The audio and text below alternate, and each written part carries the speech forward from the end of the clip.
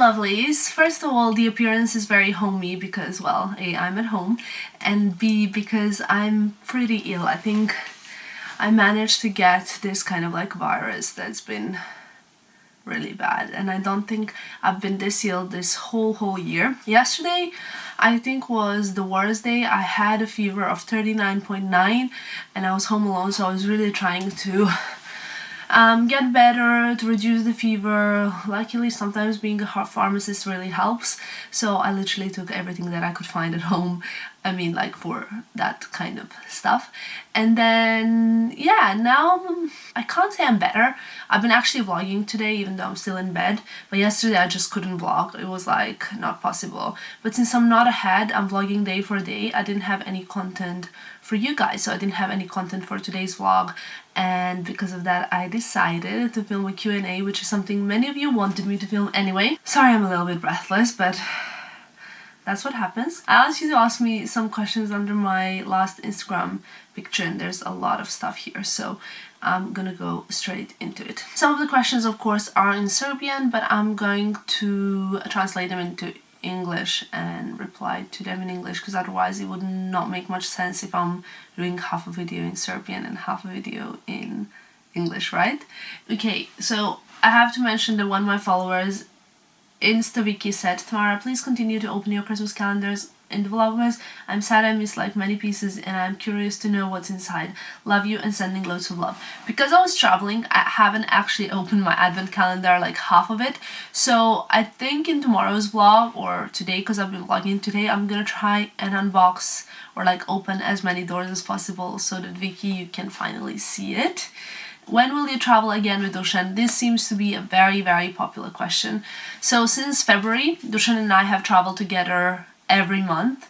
So in February we went together to Paris. First of all, we met in Milan, then beginning of March we went to Paris. Yeah, Paris. Beginning of April we went together to Milan again. Then in May we went to Santorini, but we saw each other again in April in Serbia. Then in May we went to Santorini, and then we went together since then till now to Venice, Rome, Positano, again Paris 2 other times, then New York, then Saint-Tropez, Venice again, many places.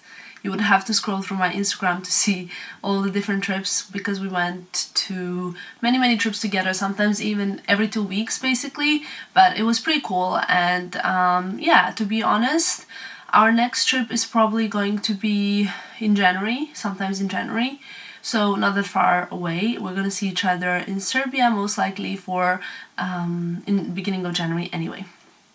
We don't really plan these things that ahead, but I should get a little bit better at that. Dear Tamara, I would like to know how you survived the last year of high school. I wonder, in what sense do you mean? In academic sense, I think it was hard because you kind of try to get the best grades because you want to get into the university and stuff like that. But in that sense, it wasn't so bad for me. I really pushed myself so hard in the final year of high school that my iron levels were 2 and they're supposed to be around 12. So I was pretty anemic in the final year because I had a very active social life, and I was studying a lot, and I was doing German, extracurricular German, English, and I was dancing, and then on the weekends we would perform. So it was like a lot of stuff going on.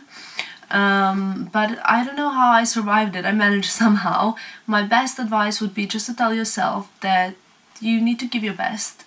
Don't stress too much about it. Just give your best, and then everything eventually will fall in its place. What methods do you use for raising your vibration and staying on in good mood? What is your favorite life story that you told yourself, wow, this is universe and law of attraction? And how...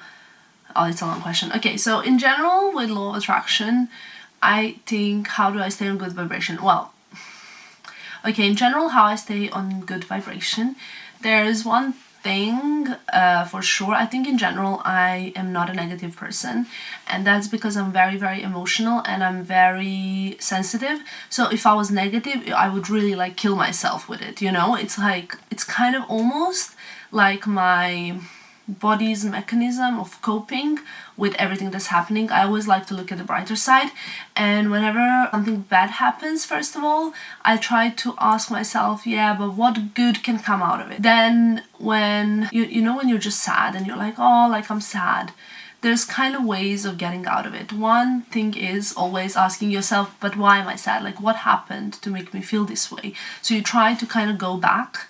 Like, have I read something? Have I seen something sad?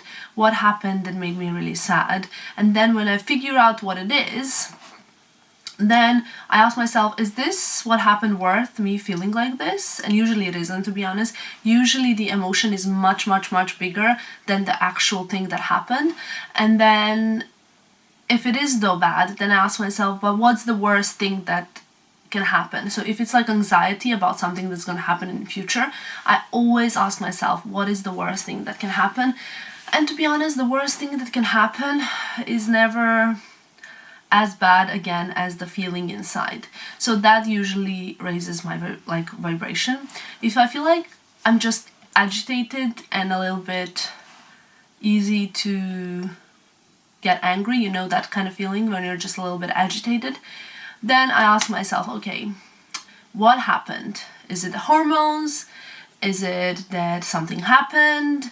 Am I just not living in the moment and not being present, but I'm like a little bit scattered too much? So I try to analyze, and then if I can't help myself, I always go on YouTube and play one of the audiobooks from the motivators. I either play like, I don't know, like random Bob Proctor videos, or I play Think and Grow Rich, or I play The Secret. It doesn't really matter. I just play something and immediately I start thinking better. I go back to my goals, I revisit my goals, and I'm like, this is what I want to do. I try to give myself a bit like, you know, the coach in the gym, when the coach in the gym is like, you can do it, come on, you can do it. I try to like get myself to that, like, come on, you know, that kind of mood where I'm like, yes, I'm gonna do this. There's like a really silly scene in Legally Blonde where Reese Witherspoon, like, obviously she goes to Harvard and everything is a bit silly and she's not so great, but then at one point she decides she's actually going to excel, and she like goes to buy a laptop and she starts reading and she starts, you know, that scene. I don't know if you've seen it, but it really motivates me. And when I want to put myself onto like, come on, I can do this, I always think about this scene, because I feel like, let's gather everything I need to make this happen. Let's do this, let's do that. So for some reason, when I'm feeling unproductive or unmotivated, I just try to like give myself a bit of a pep talk, like a coach in the gym, basically. Let's see, what's the next question. What's your favorite life story that you told yourself, wow, this is the universe? I think I would really have to think about this, because there's been so many cases where I was like, wow, this happened for a reason. But the one story for sure is my Cosmopolitan shoot. I shot in April, cover for Cosmopolitan, and that was pretty incredible for me. I felt like it was universe that did that, because my kind of like first blog was even called Cosmo Girl. I was always like Cosmo. I loved Cosmopolitan as a teen. It was the first magazine I ever read. It was a magazine that I always thought about. It was something that I aspired to. I remember in high school, my friends and I would joke, like in Cosmopolitan on the first page there was always like AAA, and it was active, attractive, and like, how would you translate this, like current, and they always called me like AAA, and it was kind of funny that I really feel like I attracted it, because just one random day I received a call and it was from Cosmopolitan, and they were like, we think you're our Cosmo Girl and we want to shoot you for the cover of this magazine. And I was like, what? So that for me was just really meant to happen. Let's see, how do you manage to stay in shape? I wouldn't really think I'm like super fit, to be honest, but I'm very active. So I don't know how much you can see from the vlogs, but we walk a lot. Like I personally walk so much. I would say Dushan and I often walk like 11 kilometers when we're abroad, and even when I'm like running errands around town or in London, we walk a lot. And even if I'm not walking, I'm like pulling suitcases, I'm lifting things up, I'm kind of running chores, I'm going up and down the stairs and things like that. So that helps me stay fit. Like right now when I finish this video, I really have to tidy my room, but I have so no energy for that. So that really helps. I used to really go frequently to gym, like 5 times a week, and I intend to do that again if I can at the beginning of the year. Keep saying that though.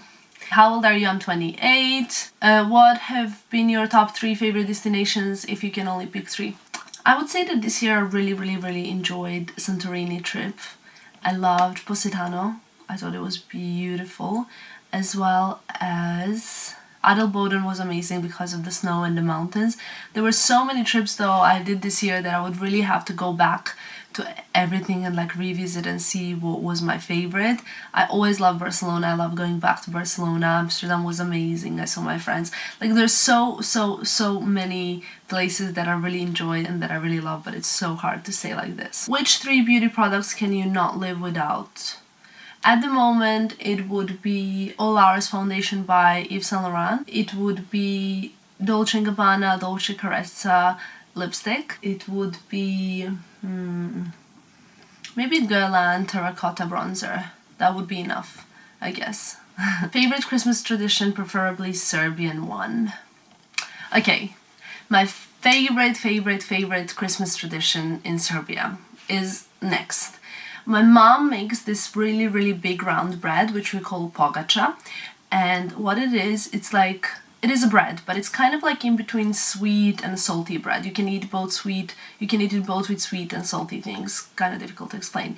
And my mom, we sometimes call it sunce, which means sun, and it's like really big and heavy, like I would say this big of a bread it is, and like it's polished, it's like decorated really nice on top, certain like symbols go on it, and then what you do is as a family, everyone takes this bread in their hands and you twist it around like you all kind of like turn it around, and then each of you takes a piece of this bread, like you just kind of rip it, you don't cut this bread, you like rip it open and you take as much as you can eat. You can't take like half a bread. You take as much as you know you can eat, and you have to eat it in my family. And then one thing I forgot to tell you, my mom then puts a coin when she's making it. She obviously puts it in a foil, like a pound for example. She puts it in a foil and she hides it somewhere. She doesn't know where it is. So when she's making the dough, she puts the pound in it and then she makes the bread. So here's the thing, you break the piece of bread and you eat, and you have to see who gets to find the coin in their piece of bread. So this is my favorite tradition, because we say that like if you find a coin in your piece of bread, you are gonna have money throughout the year. It's kind of like a lucky thing. And I love this so much because I'm always like finding the coin, looking who's got it. It's always very exciting. It's always either my sister or me who finds it, and that also makes me kind of happy, I guess. That's why it's my favorite tradition. Merry Christmas wishes from Poland. Thank you so much. Likewise. Tamara, would you take any interns to work for you? If so, I would be very interested, as I believe you learn from experience. I currently have an intern and I have a little team of people that work for me, and that really helps. They're very useful. It's a long, definitely experience. From experience you learn a lot. It's a long kind of training process, because this industry is very different from anything else, but it's almost impossible to do everything by yourself. And I actually love taking on young people who want to work for me, because I like to teach and I like to help them, and I like to kind of take people on board, if that makes sense.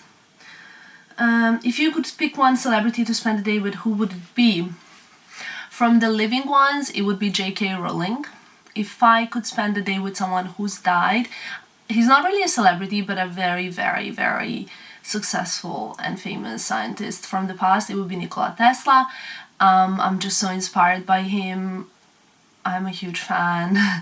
I mean, he invented so much, and he was Serbian, so I think that would be just incredible. And J.K. Rowling, because I think she's so creative. I love surrounding myself by very, very creative people. There's a lot of people in this industry especially who kind of think they're creative.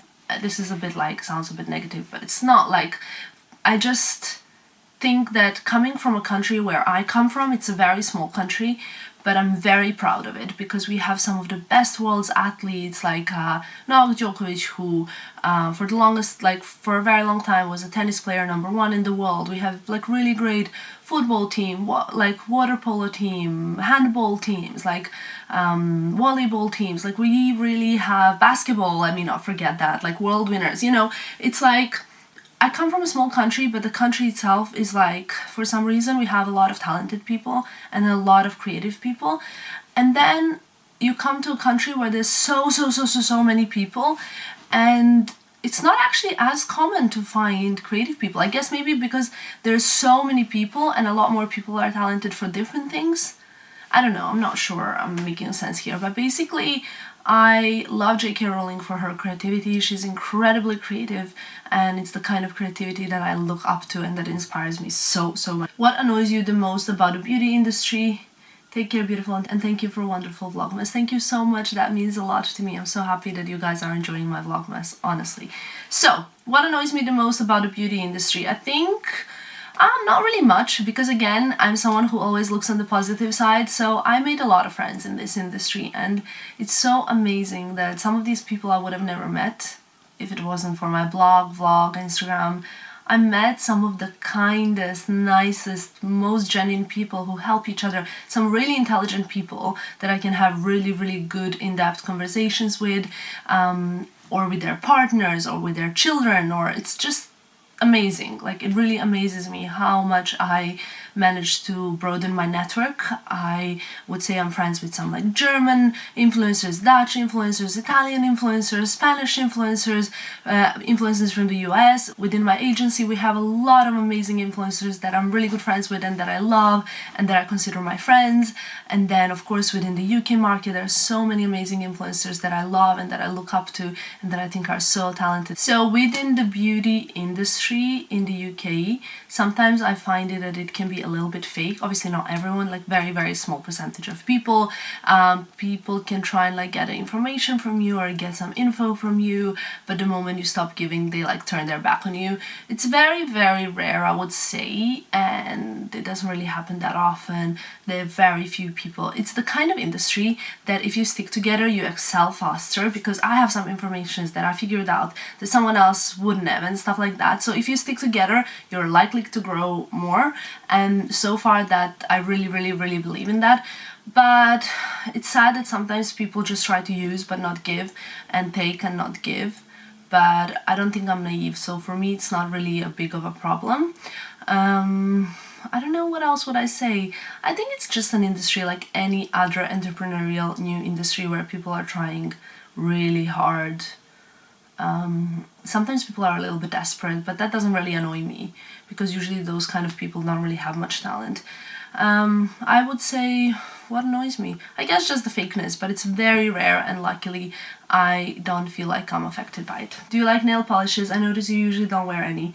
Oh my god, I almost always wear nail polish. I love nail polish, but I always wear the same kind. Essie Urban Jungle, or this, what is this? This is like Treat, Love and Color, like a strengthener, or OPI Sweetheart, Tiramisu for Two, or Be There in a Prosecco are my favorites. I love actually gel nail polish, but I haven't had it in a while now, so that's why my nails were kind of bare while I was in the mountains. A must-read book. I would say if you want to read a literature kind of book, it would have to be Oscar Wilde, Picture of Dorian Gray. It's one of the most incredible books ever. And kind of like self-improvement books, it would be Give and Take by Adam Grant. It's also an incredible Christmas gift. So if you have someone you would like to give them a meaningful book this Christmas, it would be Adam Grant, Give and Take. Top 3 destinations that you want to visit in 2018. I would love to go to Cuba before it kind of gets too open and Americanized. I would love to go to Japan for sure. What else? These are kind of like far ones, you know. I would love to go to Cinque Terre. I don't know, there's quite a few. Favorite Christmas movie? I love watching Home Alone, especially with my mom. It's our favorite. My mom loves watching Christmas movies, but I also love Love Actually. This is a good question. Hi Tamara, if you would be in a serious committed relationship, how would you still maintain your friendship with Dushan or any other guy? How would you make all of that work? That being said, I love, love, love your style. I think it's so authentic, inspiring. Kisses and happy holidays. Thank you so much, Bianca. Really great question. I sometimes actually think about this because I think it really depends on my partner. Dushan and I sometimes, we often get separate rooms and then we still go to one room to work together because, I don't know, but like, if you go to, just imagine you go somewhere and then you're in your room, you still want to spend time with your friend. Imagine you go somewhere with your friend and you have separate rooms, but you still end up being in the same room. So even when we have separate rooms, we often spend time together in the same room because we want to work together, want to look at each other's work, want to help each other, ask for advice, talk to someone, distract them a little bit, procrastinate, And it's like, I don't know how would that work if I had a partner. It probably depends on my partner. If they would be very, very jealous, first of all, I wouldn't be with them because I am a Pisces. I cannot stand when someone tries to grab me and control me. I've had once in my life a relationship where someone tried to really control me, was very possessive, very jealous, aggressive, and that just didn't go well. So I don't think I would be with a person like that. I feel that in my relationship, I have to have a lot of trust, but I'm interested to see how that would develop in the future. What would you tell starting Instagrammers? I would tell them to try and create unique content, something that no one's created before, but it has to be of a really, really high quality and high standard. I would say don't compare yourself to other people because that's not going to bring you anywhere. Only compare yourself to yourself. Don't think too much. Like every time I go on Twitter, I see people complaining about Instagram, and I think that's kind of uninspiring, to be honest. Like, I don't really know, but I think you should just focus on yourself and focus on creating a great content. A really long question. What I really want to know is how is it that some bloggers like you work with these huge brands like Dior, Dolce & Gabbana, etc., but some who sometimes work the same amount and have even more followers only work with non-designer brands? It really always confuses me because I follow one blogger who has so many followers from England as well. She works so much but still says she has to juggle her money and stuff, and you buy like 2 designer bags in 1 week. It's really no hate, but I've always thought of going into the blogging business. I just don't seem to get how it works. Is it that a blogger herself kind of decides with what kind of brands she wants to work? Yes, that's true. First of all, I have to say, when you watch bloggers and they say that they struggle with money and stuff like that, I wouldn't really always believe it. Even when they say they don't struggle with money, I wouldn't always believe it. Because money is something that most people tend to lie about. I think that sometimes people say like, oh, I struggle with money to get like pity. Not saying that this blogger does at all. Please don't get me wrong. But don't just believe everything you say, everything you see 100% like this, because also some people just complain about money whole of their life because that's just how they are. They complain about money even though they actually have money. I'm sure you guys know people like that in your lives, right? Anyway, when it comes to brands, it's all personal choice. At the beginning, I refused every collaboration. Paid collaborations were coming my way and I was refusing them because I knew that long term I wanted to work with Dior, with Louis Vuitton, with Dolce & Gabbana. It's been like 4 years into blogging, and no, I haven't worked in the first 4 years with Dolce & Gabbana. I had to set my branding right and my image. These big brands, they have history, they have heritage, they have a lot to worry about who they're gonna associate themselves with. They're not gonna associate themselves with someone who has 5 million followers and is always in a bikini if their brand is not about that, because they don't need these 5 million people. They're already known to the whole entire world. What they need are young people who are on brand for them. Money is the last thing that I think about when it comes to collaborations. I work with a lot of brands for free, not because I'm saying that's a great business model, but because I only want to work with brands that I actually love and that I would buy anyway. I don't want to promote something I don't believe in. It's ridiculous. Could you tell me if smooth leather lasts through snow or rain? I wouldn't say so. Well, basically, smooth leather you should always get raincoat for so that they don't get wet, but if they do get wet because it rains, immediately wipe them off. Don't let the rain sink in because it can deform the leather. A perfect day for you is a day spent with my sister. Any day spent with my sister is my perfect day. I would say perfect day would be my sister and me traveling somewhere. Any kind of day with my sister, even like spending just next to each other, being quiet. How do you decide what outfit to wear for a picture on Instagram? Whatever I really feel like. I start from one item. Like, for example, I feel like wearing a Chanel bag.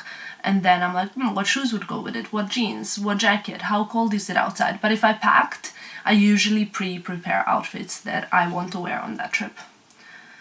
And how do you decide where to take pictures? So sometimes Dusan and I would walk around and I'll look at places and then I see something and I'm like, here.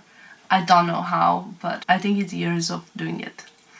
How do you like to spend time with your sister? Anyhow, like, I love when we go for breakfast. If we're in Brighton, we go for breakfast, we drive around, we talk about our childhood, or we talk about our parents, or about what we're gonna do, about future plans.